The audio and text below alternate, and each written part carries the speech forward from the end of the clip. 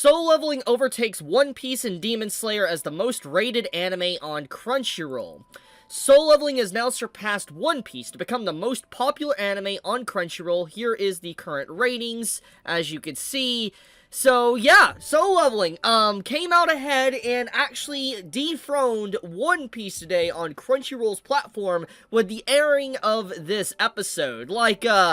If anyone at this point was in denial and saying that Solo Leveling wasn't popular, I think that this news alone really just showcases that. Now, to be fair to One Piece, it has been a while since we've gotten technically fresh content. I'm not counting the Fishman Island remaster, I'm talking about new episodes. So, it makes sense why, like, for instance, Solo Leveling would, get ahead of One Piece when there's not active new content coming out, but it still doesn't change the fact that One Piece took a long time to reach that amount of ratings, and the fact that Solo Leveling managed to reach this in just a few years, I think says enough about the overwhelming popularity that the anime has garnered for itself. If that's a good or a bad thing, we will have to see. That is, you can debate that, but the point of the matter is that Solo Leveling has continuously outdone itself and continuously made records and has showcased what it needs to actually have a good, like, for instance, webcomic slash manga adaptation to an anime. And I've said this before in previous videos, in unrelated videos, not even affiliated with Solo Leveling,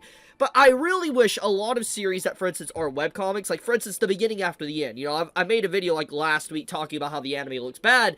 I wish a lot of anime, like, you know, that, for instance, like, other webcomics that get turned into an anime, would get the same love and dedication that Solo Leveling has gotten. Because the love and appreciation I've seen week to week from this series is just, it's insane, man. It's actually insane to see, because, the art direction, to just the way the character acting is, the voice acting, it's literally amazing. Like, I wouldn't say it's the best thing I've ever seen, but for like I said, a webcomic to an anime adaptation, it really is something that is I guess a bar that's been raised. It is the bare minimum that I honestly think that a webcomic to anime adaptation should be like. That's my honest opinion.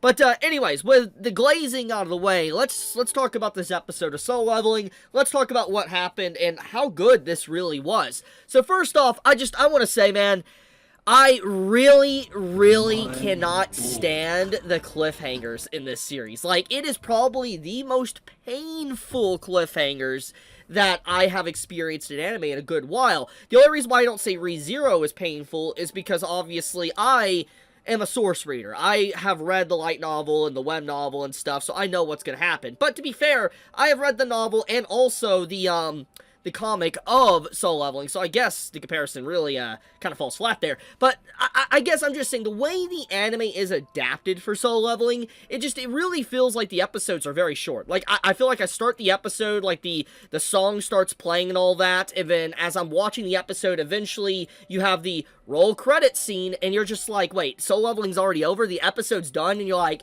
are you serious? I now gotta sit down and wait another week for another episode? It sucks, man. Like, I actually hate it. I hate these cliffhangers. But to be fair, they're doing their job right, because the fact that I am left wanting more means that the episode did its job, because that's what it should do. That is what a product, an anime, not actually just an anime, but a product in general should want you to do. It should make you crave more. It should make you want to dive into the content more and explore the world or whatever, and in this case, Solo Leveling has been continuously doing that week after week, and it really just goes to show that the discussion around it really has flourished thanks to just the way the cliffhangers are done. Because it's like, one of the big things I've talked about in the past, like, months, even years ago, but like, one of the biggest aspects of any anime to reach the heights of popularity, like, for instance, stuff like this, is that you need to have weekly discussions. And the fact that Solo Leveling has had just such a good weekly format with really good cliffhangers that leave everybody discussing it,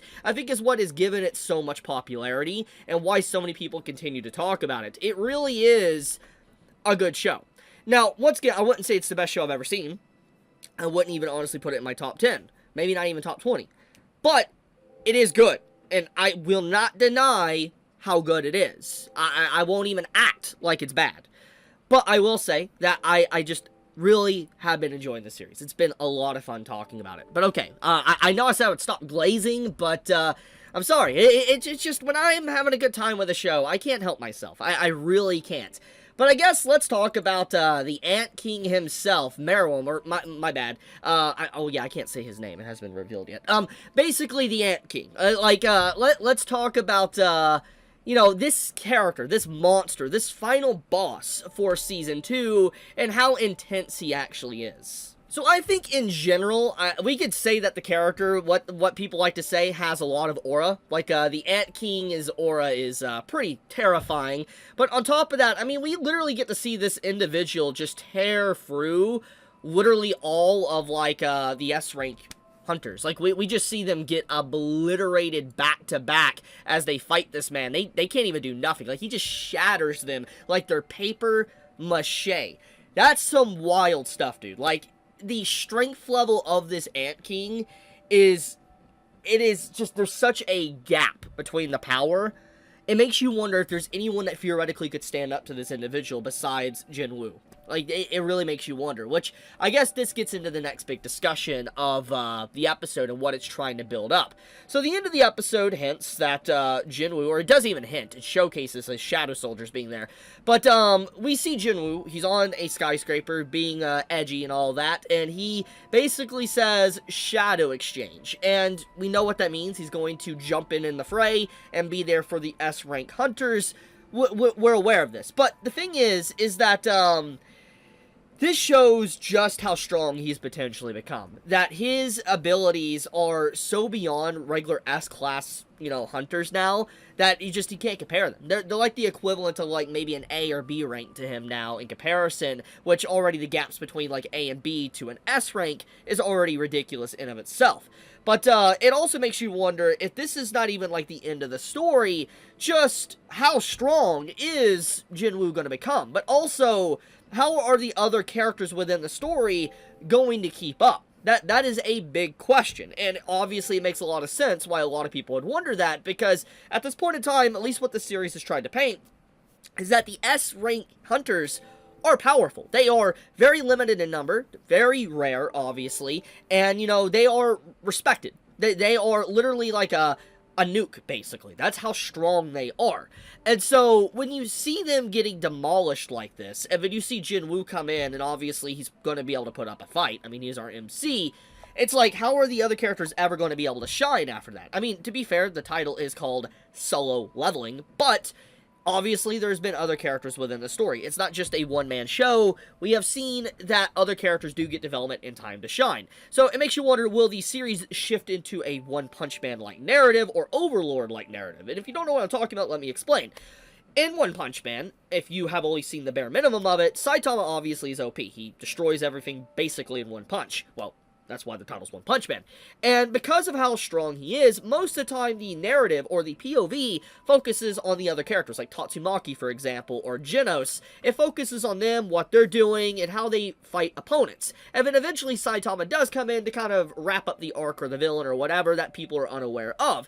And it's pretty cool the way it's done. It's very smart writing, and it's a narrative that is able to keep the character relevant and interesting and strong, but also tell a story with the side characters to make them feel also valid and important within the writing. And then you have Overlord. Overlord obviously has a bunch of OP characters. Ainz is incredibly powerful. He's basically the main villain of the entire world, but we focus on the other characters as well because they're not as broken, or in this case they are a little bit different because they're not the big head honcho that should be moving everywhere all the time. So there's different ways to handle like an OP character or how to introduce them into the story while keeping characters relevant. And so the question is how will Solo Leveling do this going forward? Because even though it's very clear what the episodes are building up, it's building up, you know, Jinwoo to face the Ant King, it does not change the fact that once it is said and done, will the characters just become irrelevant?